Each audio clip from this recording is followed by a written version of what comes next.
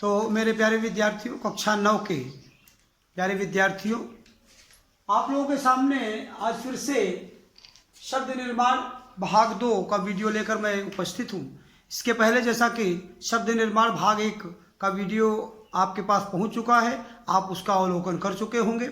और बेटा, शब्द निर्माण में उस समय हमने शब्द क्या होता है वो बताया, शब्द निर्माण कितने प्रकार से होते हैं, 3 प्रकार से होता है वो भी बताया, उपसर्ग से, प्रत्यय से और समास से, उसको भी बताया। और क्रमशः हम लोग अब शब्द निर्माण के उपसर्ग पर बात और चर्चाएं आगे बढ़ा रहे थे। पिछली बार हमने इसके पहले वाले वीडियो में उस समय हमने तत्सम उपसर्गों की चर्चा किया और हमने आपको बताया कि तत्सम उपसर्ग वही उपसर्ग हैं जो संस्कृत से सीधे हिंदी में आए हुए हैं, बिना किसी बदलाव के सीधे संस्कृत के जो उपसर्ग हिंदी में प्रयुक्त हो रहे हैं वही हैं तत्सम उपसर्ग। बातें तद्भव उपसर्ग की आज करेंगे, विदेशी या आगत उपसर्ग की आज करेंगे चर्चा, और देखेंगे और समझेंगे कि क्या है आगत उपसर्ग और तद्भव उपसर्ग। तो आइए बेटा शुरू करते हैं चर्चा और बताते हैं हम आपको कि यहाँ आप देख सकते हैं तद्भव उपसर्ग। तद्भव उपसर्ग मूलतः संस्कृत के तत्सम उपसर्गों से ही विकसित हुए हैं। विकसित हुए हैं मतलब उनका विकास हुआ है, उनमें बदलाव हुआ है। फिर से ध्यान से सुनेंगे, तद्भव उपसर्ग मूलतः संस्कृत के तत्सम उपसर्गों से ही विकसित हुए हैं। संस्कृत के उपसर्गों को तत्सम उपसर्ग कहते हैं, उन्हीं से विकास हुआ है तद्भव उपसर्गों का, अर्थात हिंदी के उपसर्गों का। तत्सम उपसर्गों की संख्या हमने आपको बताया था 22 है, 22 है, जिसको आप लिख चुके होंगे अपने नोट कॉपी में और इसको याद कर रहे होंगे। यहाँ बातें तद्भव उपसर्ग की हैं, तो कह रहे हैं कि तद्भव उपसर्ग भी क्या है, मूलतः संस्कृत के तत्सम उपसर्गों से विकसित हैं, बदले हुए हैं। अब बातें करते हैं, इन्हीं को हिंदी उपसर्ग भी कहा जाता है। तद्भव उपसर्गों को ही हिंदी के उपसर्ग कहा जाता है। फिर से ध्यान से सुनेंगे, तत्सम उपसर्गों को संस्कृत के उपसर्ग जिनकी संख्या 22 है कहा जाता है, और तद्भव उपसर्गों को ही हिंदी के उपसर्ग कहा जाता है। मेरे प्यारे बच्चों, आइए देखते हैं थोड़े से उदाहरण। अ एक उपसर्ग है, और किसका उपसर्ग है, हिंदी का उपसर्ग है, तद्भव उपसर्ग है।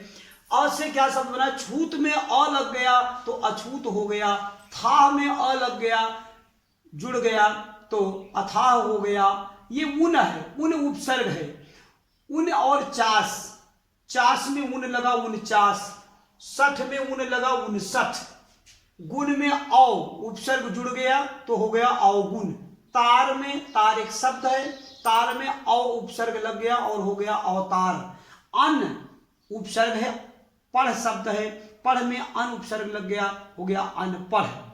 होनी शब्द है, अन उपसर्ग लग गया हो गया अनहोनी। मेरे प्यारे बच्चों, कुछ बातें आपको मस्तिष्क में अपने बना के रखनी है, उस पर बार बार चर्चा होती रहेगी। फिर भी आपको ये बातों को समझना है कि उपसर्ग और प्रत्यय दो के दोनों क्या हैं, दोनों के दोनों शब्दांश मात्र हैं। These are only the part of word, these are not a complete word. ये पूरे शब्द नहीं है, ये केवल शब्दांश है, और शब्दांश होने के कारण इनका अपना कोई अर्थ नहीं होता। जब इनका अपना कोई अर्थ नहीं होता तो इनका प्रयोग शब्दों के साथ होता है, और जब शब्दों के साथ इनका जुड़ाव होता है तो ये या तो नया शब्द बना देते हैं या तो शब्दों का अर्थ बदल देते हैं। तो ये बात की चर्चा होता है। एक बात बड़ी समस्या बच्चों में आती है कि साहब उपसर्ग और प्रत्यय का प्रयोग शब्दों के साथ होता है, ठीक है, बड़ी अच्छी बात है, होता है, करिए, लेकिन उपसर्ग का प्रयोग पहले कि प्रत्यय का प्रयोग पहले, उपसर्ग का प्रयोग शब्द के बाद कि प्रत्यय का प्रयोग शब्द के बाद। तो उपसर्ग में हम आपको परिभाषा में ही समझा चुके हैं कि उपसर्ग शब्दांश है, उपसर्ग और प्रत्यय दोनों शब्दांश है। उपसर्ग शब्दांश है, उपसर्ग का प्रयोग शब्द के पहले होता है। प्रत्यय समझाते समय हम आपको एक ऐसा ट्रिक देंगे, एक ऐसा सूत्र देंगे, ऐसा फार्मूला देंगे जिससे आप होल लाइफ, पूरे जीवन आप अपने कभी चाह कर भी नहीं भूल पाएंगे कि उपसर्ग का प्रयोग शब्द के पहले होता है कि बाद में, प्रत्यय का प्रयोग शब्द के पहले होता है कि बाद में। ये फार्मूला के लिए आप वेट करेंगे मेरे नेक्स्ट वीडियो का। आइए चर्चा को आगे बढ़ाते हैं और देखते हैं आगत या विदेशी उपसर्ग। ऐसे उपसर्ग जो विदेशी भाषाओं से हिंदी में आए हैं, विदेशी या आगत उपसर्ग कहलाते। आगत का मतलब ही होता है आए हुए, आगत का मतलब है आए हुए, विदेशी माने दूसरे देश की भाषाओं से। तो फिर से एक बात ध्यान से देखेंगे, ऐसे उपसर्ग जो विदेशी भाषाओं से हिंदी में आए हैं विदेशी या आगत उपसर्ग कहलाते हैं। जैसे चर्चा करते हैं, उदाहरण देखते हैं। जैसे एक उपसर्ग है ब, और आप जानते हैं कि उपसर्ग का प्रयोग शब्द के पूर्व होता है, पहले होता है, शुरुआत में होता है। तो ब उपसर्ग को लगाया कहां? खूबी में। खूबी में ब लगाया तो हो गया बखूबी। गैर शब्द है और गैर में जब हमने लगा दिया क्या? ब उपसर्ग तो हो गया बगैर। बद को देखिए, बद उपसर्ग में, नाम शब्द में जब बद उपसर्ग लगाया तो हो गया बदनाम। बदबू तो बू शब्द में दुर्गंध होता है, इसका अर्थ, इसमें जब बद लगाया तो बदबू हो गया। गुनाह में बे लगाया बेगुनाह हो गया। होश में बे उपसर्ग लगाया बेहोश हो गया। बा उपसर्ग को वजूद में लगाया तो बावजूद हो गया। आप देखिए कि वजूद एक शब्द है, लेकिन बा उपसर्ग लगा जिसका शब्द ही बदल जा रहा है, वजूद माने महत्व हो जा रहा है। तो आगे देखें, वो करें कि कायदा, तरीका जिसका अर्थ होता है, बा लगा दिया तो हो गया बाकायदा, बहुत अच्छे से। तो ये रहे आपके आगत उपसर्गों या विदेशी उपसर्गों के उदाहरण। आशा करता हूं कि आपको तत्सम उपसर्ग, तद्भव उपसर्ग और आगत या विदेशी उपसर्ग समझ में आए होंगे। थोड़े से महत्वपूर्ण बिंदुओं को यहाँ रखते हैं। बेटा देखो, कई बार हमने देखा है कि महत्वपूर्ण, नोट, विशेष, ये बेटा ये जो पॉइंट्स होते हैं ना, इनको ऐसे नहीं लिख दिया जाता है कि बस ऐसे रास्ते चल रहे हैं, बना रहे हैं नोट्स और ऐसा लिख दिया ना। माय डियर स्टूडेंट, इनका बहुत ही महत्व होता है। इंपॉर्टेंट इसी को कहते हैं, मोस्ट इंपॉर्टेंट इसी को कहते हैं, की इसी को कहते हैं, फार्मूला इसी को कहते हैं। विशेष जो आपको मिले, महत्वपूर्ण बिंदु जो आपको मिले, उन्हें एकदम से रट डालिए, लिख लिख के पढ़ डालिए। आगे चर्चा करते हैं महत्वपूर्ण बिंदुओं की। महत्वपूर्ण बिंदुओं में 3 बिंदु आपके सामने दिख रहे हैं, 1, 2 और 3, 1, 2 और 3। पहले बिंदु पर चर्चा करते हैं, कहते हैं कि तत्सम के साथ। ध्यान से देखेंगे, लिखा हुआ है महत्वपूर्ण बिंदु में कि तत्सम के साथ तत्सम, तद्भव के साथ तद्भव तथा विदेशी शब्दों के साथ विदेशी उपसर्गों को लगाया जाता है या विदेशी उपसर्ग लगाए जाते हैं। विलोम में भी ठीक यही फार्मूला है माय डियर स्टूडेंट। विलोम शब्दों में पर्यायवाची शब्द, आपने विलोम शब्दों में क्या देखा कि तद्भव विलोम, तद्भव शब्दों के विलोम जो है तद्भव होते हैं, तत्सम शब्दों के विलोम तद्भव होते हैं। इसी तरह से उपसर्गों पर ध्यान देना है, ये महत्वपूर्ण बिंदु का ये बहुत ही आवश्यक बिंदु है। पहला बिंदु क्या कह रहा है कि अगर तत्सम शब्दों में उपसर्ग लगाना है तो तत्सम के उपसर्ग लगाएंगे, अर्थात संस्कृत वाले उपसर्ग लगा देंगे। तद्भव शब्दों में अगर उपसर्ग लगाना है तो आप तद्भव अर्थात हिंदी के उपसर्गों को लगा देंगे। अब किसी आगत शब्द या विदेशी शब्द में अगर उसका उपसर्ग लगाना है तो आप आगत उपसर्ग को लगा देंगे। उदाहरण के लिए आप अपने सामने देख सकते हैं, गुनाह शब्द जो है वो फारसी भाषा का शब्द है और बे उपसर्ग भी, बे जो उपसर्ग है वो भी आगत उपसर्ग है, तो बेगुनाह है, आप देख सकते हैं। वजूद आप देख सकते हैं, फारसी भाषा का शब्द है, बा लगा दिया हो गया बावजूद। माय डियर स्टूडेंट, आप यहां ऊपर देख लीजिए, छूत क्या है? छूत हिंदी का शब्द है, ये तत्सम शब्द तो नहीं है, आगत शब्द तो नहीं है, तद्भव शब्द है। और ये जो अ है ये भी तद्भव उपसर्ग है। इसलिए देखेंगे कि तद्भव शब्दों के साथ तद्भव के उपसर्ग, तत्सम शब्दों के साथ तत्सम के उपसर्ग और आगत शब्दों या विदेशी शब्दों के साथ विदेशी उपसर्ग लगाए जाते हैं। महत्वपूर्ण बिंदु का जो दूसरा पॉइंट है माय डियर स्टूडेंट्स को देखेंगे कि संस्कृत के निषेधवाची अन, निषेधवाची माने नकारात्मक, नेगेटिव सेंटेंसेस।